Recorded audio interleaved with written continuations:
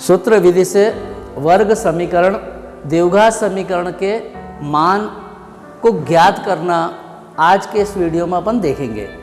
अपने को यहाँ पर प्रश्न दिया हुआ है 2x की घात 2 ऋण 7x धन 3 बराबर 0। इसको हमको सूत्र विधि से हल करना है। सूत्र विधि से हल करने के लिए आप सब ने सबसे पहले इस समीकरण को उतारना है। ये समीकरण अपन ने लिखा 2x की घात 2 ऋण 7x धन 3 बराबर 0। दूसरे नंबर पे आप सब ने इसका व्यापक समीकरण पढ़ रखा है। इसका व्यापक समीकरण होता है ax की घात 2 धन bx धन c बराबर 0। इसको हम बोलते हैं वर्ग समीकरण का व्यापक समीकरण। इसको हम कहते हैं वर्ग समीकरण का व्यापक रूप भी कह सकते हैं, व्यापक समीकरण भी कह सकते हैं। वर्ग समीकरण का व्यापक रूप। तो हमको सबसे पहले इस वर्ग समीकरण को कोई व्यापक रूप से तुलना करना पड़ती है। तो तुलना करते हैं तो a बराबर 2 आता है, क्योंकि a का मान जो है x के गुणांक x की घात 2 के गुणांक के रूप में लिखा हुआ है। इसलिए हमने ऊपर जो अपने को प्रश्न दिया हुआ है उस प्रश्न में x की घात 2 का गुणांक 2 लिखा है, तो हमने a बराबर 2 लिखा। इसी तरह से यहाँ पर x का गुणांक b है। यहाँ पर हम तुलना करते हैं तो x का गुणांक 7 होता है, परंतु यहाँ पर धन का चिन्ह के साथ है और यहाँ पर ऋण के चिन्ह के साथ है, इसलिए b बराबर हम लिखते हैं ऋण 7। फिर आता है अचर पद। अचर पद c कहलाता है और c का मान जो है धन c है और यहाँ पर भी धन 3 है, तो c बराबर होता है 3। ये हमने व्यापक समीकरण अर्थात वर्ग समीकरण के व्यापक समीकरण से तुलना कर दी। तुलना करने के बाद एक हमारे पास सूत्र है। सूत्र x बराबर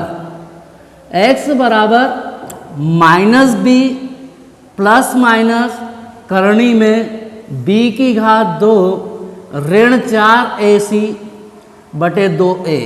ये हमारा सूत्र है। -b प्लस माइनस करणी में b की घात 2 ऋण 4ac बटे 2a।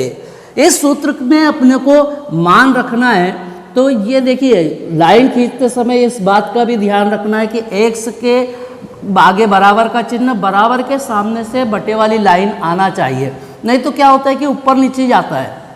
अब अपन ने ये ऋण का चिन्ह तो सूत्र के साथ का था और b की वैल्यू हमें ऋण 7 दी हुई है, इसलिए इसको ऋण 7 को कोष्टक में बंद करना, क्योंकि ऋणात्मक संख्या जो है वो कभी कभी हमको दुखदाई हो सकती है। इसलिए ऋणात्मक संख्या जब भी आप मान में रखे हैं तो उसको कोष्टक के अंदर बंद करके रखना चाहिए, तो उससे उसके मान में गलती होने की संभावना नहीं होती है। यहाँ पर अपन ने 4 गुणित a की जगह लिखा 2 और c की जगह लिखा 3। ये मैंने सूत्र में मान लिख दिया और बटे में 2 गुणित 2, a का मान है 2। ये हमारा सूत्र में मान रखा गया। अब इस सूत्र में मान रखने के बाद हमने सबसे पहला काम होता है कोष्टक को हल करना। कोष्टक को हल किया तो यहाँ पे ऋण का चिन्ह दिखाई दे रहा है, यहाँ पर भी ऋण का चिन्ह दिखाई दे रहा है। अगर कोष्टक के बाहर ऋण का चिन्ह होता है तो कोष्टक के अंदर वाली राशि के चिन्ह बदल जाते हैं, इसलिए यह धनात्मक 7 हो गया प्लस माइनस करणी में। फिर हमको यहाँ पर दिखाई दे रहा है ऋण 7 का वर्ग, और ऋणात्मक संख्या हो चाहे धनात्मक संख्या हो उसका वर्ग करते तो धनात्मक संख्या ही प्राप्त होती है, इसलिए ऋण 7 का वर्ग किया तो 49 प्राप्त हुआ। फिर ऋण का चिन्ह लगाया। ये तीनों संख्या धनात्मक है, इनका गुणा किया तो 3 दूनी 6 और 6 चौक 24। इस प्रकार से ये 24 आया। बटे में 2 का गुणा 2 में किया तो 4 आया। फिर अगली स्टेप में हमने जो है x बराबर यहाँ पर अपने को 7 है धन ऋण करणी में हमारे पास है 49 ऋण 24। 49 में से जब 24 को घटाते हैं तो 25 बचता है बटे में 4। अब यहाँ पर ये 25 जो है वो वर्गमूल में है। हमने कक्षा 8वीं में वर्गमूल निकालना सीखा है।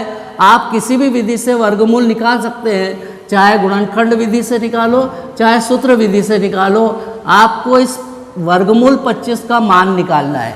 वर्गमूल 25 का मान होता है 5/4। अब यहाँ पर हमको दो चिन्ह दिखाई दे रहे हैं, धन का और ऋण का। तो हम पहले धन चिन्ह को लेकर के चलते हैं। धन चिन्ह लेने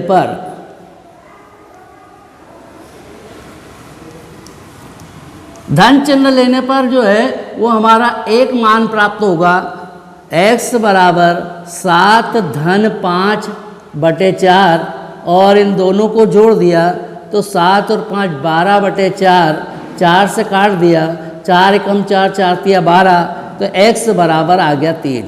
ये हमारा एक मान प्राप्त हो गया x का। दूसरा मान करने के लिए हम यहीं पर ऋणात्मक चिन्ह लेने पर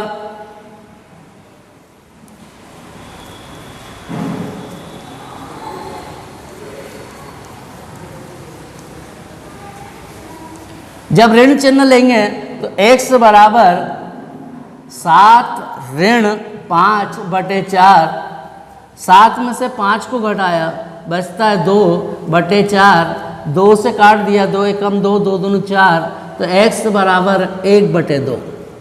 इस तरह से हमको वर्ग समीकरण के दो मान प्राप्त होते हैं। अतः वर्ग समीकरण के मान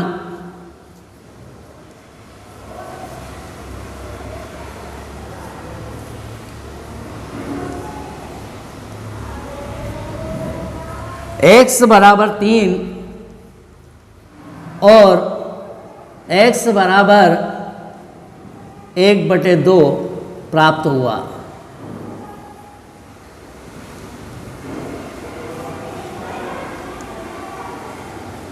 इस तरह से हम इस वर्ग समीकरण को सूत्र विधि द्वारा हल करते हैं।